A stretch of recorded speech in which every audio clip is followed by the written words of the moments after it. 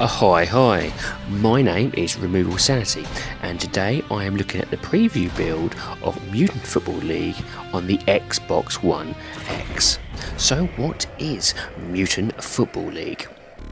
Well, this is the latest iteration from developer Digital Dreams Entertainment, who basically are taking on the original Mutant Football League, which was released in the Sega Genesis back in the early 90s. Now, this had a fantastic fan base and was critically acclaimed, and this is their latest iteration on that game. The game came into existence due to a successful Kickstarter, so before I go ahead and actually do this preview, I will like to explain and caveat that I actually was one of the backers, in so much so that I actually bought 2 copies. However, I will be giving you my thoughts on that as unbiased as I can, and I will be looking at the good points as well as the bad points. This game is a full-on, fast-paced, over-the-top, full carnage American football game whose teams are populated by mutants and monsters. From the outset, you may think this is a copy of Blood Bowl. However, this has more in common with Madden than it does the original Blood Bowl, where this Blood Bowl is a quite strategic watch the game play out. This is very much a hands-on, do your own thing American football game. So let's talk about the gameplay. The game comes with a variety of modes: exhibition, season, playoffs and practice, as well as being able to do online co-op with up to 4 different players. You can choose from 18 different teams, however most of these are locked off, and to unlock these you have to actually do a variety of tasks, for instance like winning the season. Now, when the game starts, don't expect Madden level of simulation, but instead expect laughs, carnage, with a bit of football thrown in for good measure, just like the original Genesis version. The rules of the game are pretty lax as well. There isn't as many players on the pitch, but this kind of compensates with the sheer brutality of the game. You can maim, beat up players when they're down, knock them out and even kill them. This doesn't even go into the other aspects like dirty tricks. Each team has its own different dirty tricks, and these can vary depending on the team. Some could turn your player into a humongous person who can literally bash through everyone. Some can actually speed up a player and fly him down this outside of the actual pitch.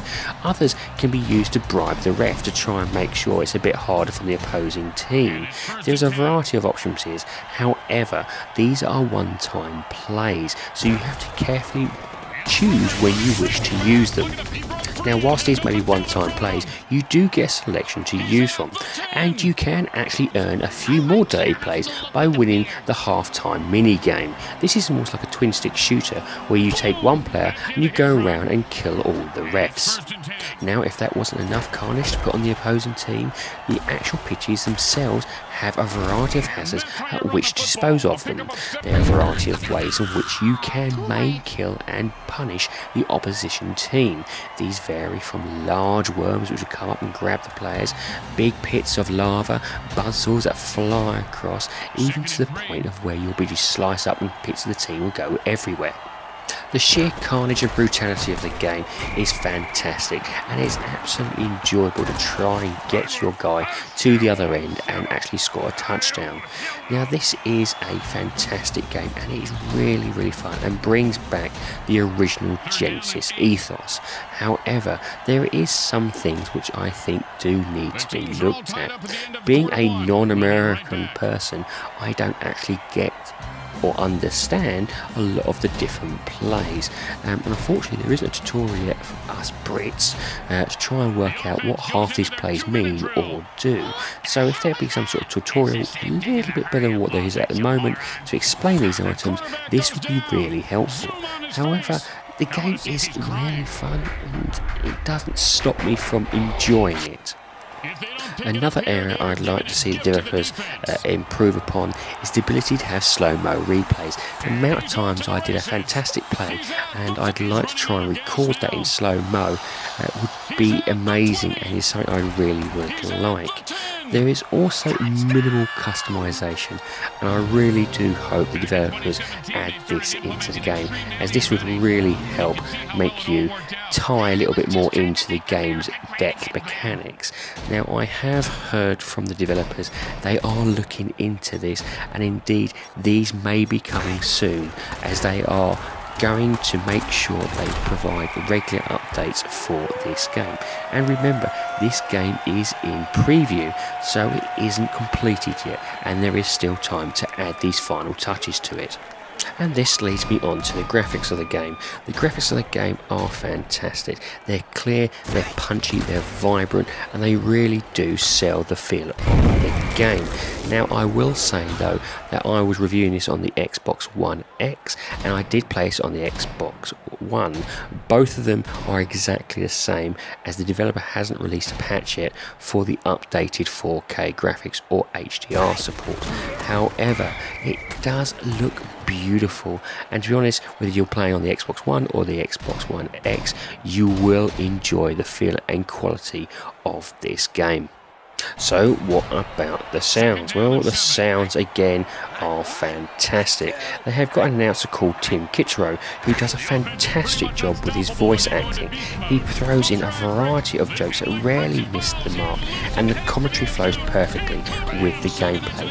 I found myself often laughing, belly laughing, with the actual comments and quirks that he throws at you as you make a play. This really does provide a fantastic and funny sort of gameplay when you're going through trying to get to the other end and score a touchdown. So, are there any potential issues with the game?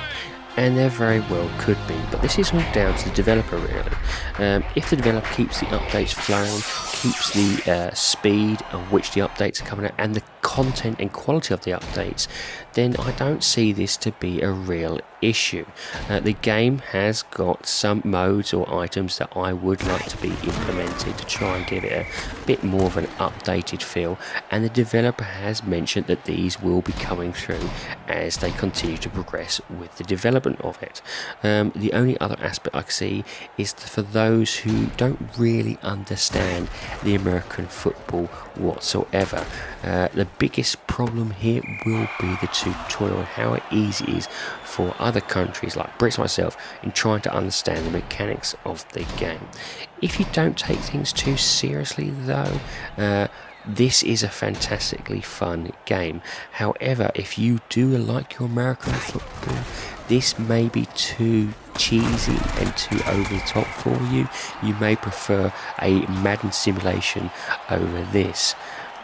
Though, if you do like your fun, guts and graft, then this is the game for you. Overall, my thoughts for the preview build is that it's a fantastic game, brilliantly over carnage, brilliantly over the top, and is exactly how the original Sega Genesis was. For £20, you really do get a good amount of content. However, in terms of replayability factor, this will obviously benefit from the developer making sure that it is continued with regular updates and with regular patches. Overall, I really do like this game and found it really fun. Yes, I kickstarted it, yes, I backed it, and I'm glad I did. The funds I put in have come out perfectly and enjoyable, and that is the main thing for me. Does it play well, and is it fun to play? And this game does both of those things. Anyway, ladies and gentlemen, I hope you enjoyed this preview of the game. Please leave your comments below and do tell me your thoughts on the game, whether you've purchased it and what you think about it. Until next time, have a great time gaming.